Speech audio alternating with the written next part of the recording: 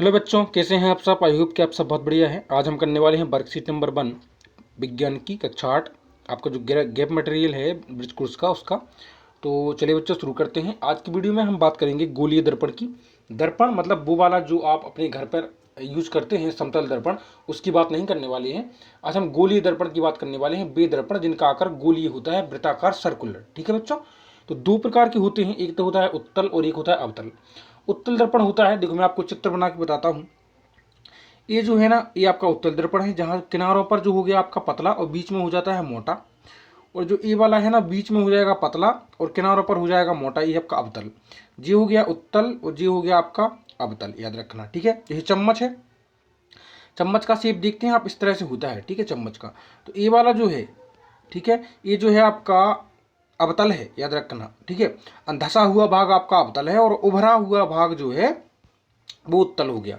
और उभरे हुए भाग में जो आपकी इमेज है वो उल्टी बनेगी, यानी उभरे हुए भाग में आपकी इमेज उल्टी बनेगी। इसका मतलब ये है कि उत्तल दर्पण जो होता है उसमें हमारी जो इमेज है वो उल्टी बनती है और छोटी बनती है, याद रखना।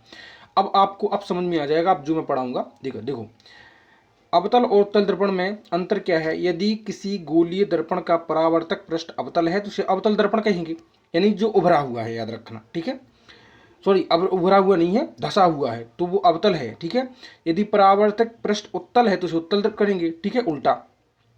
चम्मच की भीतरी अवतल होती है, याद रखना। अंदर भीतरी भाग मतलब ऐसा वाला जो अंदर होता है वो अवतल होता है और जो बाहर वाला हिस्सा होता है वो उत्तल होता है। ठीक है।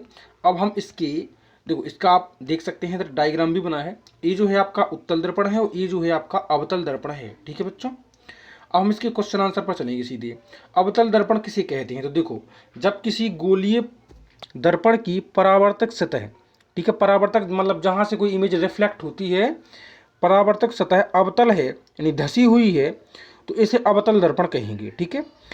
दूसरा क्वेश्चन है, यदि किसी दर्पण द्वारा वस्तु का प्रतिबिंब सीधा, आभासी और साइज में वस्तु से छोटा बनता है, तो वस्तु से छोटा, ठीक है, सीधा और आभासी, तो वो तो क्या है, तो देखो, उत्तल दर्पण द्वारा वस्तु का प्रतिबिंब सीधा, आभासी तथा वस्तु से छोटा बनता है, याद रखना। ठीक है, उत्तल दर्पण में।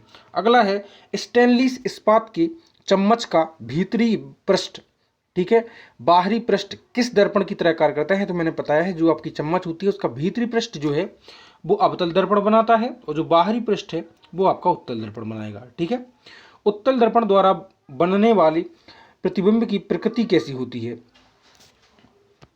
तो उत्तल दर्पण द्वारा बनने वाली प्रतिबिंब की जो प्रकृति होती है वो कैसी होती है, आभासी प्रकृति होती है। ठीक है। वर्कशीट नंबर 2 है कि उत्तल लेंस किसे कहते हैं, तो देखो, वे लेंस जो किनारों की अपेक्षा बीच में मोटे प्रतीत होते हैं। कौन से, वे किनारों की अपेक्षा बीच में मोटे, मैंने बताया है बीच में कैसे होते हैं, मोटे, तो वे होते हैं आपके उत्तल लेंस। अवतल लेंस किस प्रकार का प्रतिबिंब बनाते हैं, तो सीधा, आभासी तथा वस्तु से छोटा प्रतिबिंब बनाते हैं। कौन, अवतल लेंस। ठीक है बच्चों, इधर आप देख सकते हैं अवतल।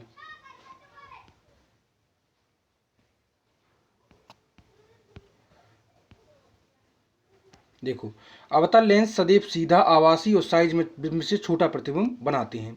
अगला क्वेश्चन क्या है, देखिए, अगला क्वेश्चन है, अवतल लेंस उत्तल लेंस को चित्र द्वारा प्रदर्शित कीजिए, तो चित्र द्वारा आप प्रदर्शित कर सकते हैं इस तरह से। देखो, ये हो गया आपका उत्तल लेंस और ये हो गया आपका अवतल लेंस। ठीक है।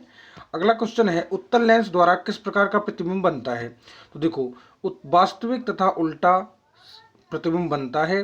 जब बिंब लेंस के अधिक निकट हो तो बनने वाला प्रतिबिंब आभासी, सीधा तथा आवर्धित होता है। ठीक है। अब इस तरह से स्व आकलन में आप भर सकते हैं। यदि प्रतिबिंब सदैव आभासी तथा साइज में छोटा हो तो वह किसी अवतल द्वारा बना होगा, अवतल लेंस द्वारा। जो लेंस किनारों के बीच में पतले होते हैं वो अवतल लेंस कहलाते हैं। यदि किसी गोलीय दर्पण का परावर्तक पृष्ठ उत्तल है तो वह उत्तल दर्पण कहलाएगा। ठीक है। निम्न कथनों का सत्य असत्य बताना है, तो देखो, अवतल दर्पण से हम वास्तविक, आवर्धित तथा उल्टा प्रतिबिंब प्राप्त कर सकते हैं, यह बिल्कुल असत्य है। अवतल लेंस सदैव आभासी प्रतिबिंब बनता है, तो यह बिल्कुल सत्य है। हम उत्तल दर्पण से सीधा, आभासी तथा वस्तु से छोटा प्रतिबिंब प्राप्त करते हैं, यह भी बिल्कुल असत्य है। ठीक है। और आप थर्ड क्वेश्चन में आप देख सकते हैं उत्तल और अवतल लेंस का चित्र। ठीक है। और दिए गए चित्रों में से उत्तल और अवतल दर्पण की पहचान कर उसके नीचे उनका नाम लिखें, तो वो लिखा हुआ है, तो आप इस प्रकार से देख सकते हैं। आई होप कि आपको क्लियर हो चुका होगा। वीडियो को लाइक और चैनल सब्सक्राइब करें, और जहाँ से मुझे ये PDF मिली है उनको भी मैं धन्यवाद देना चाहता हूँ। Take care.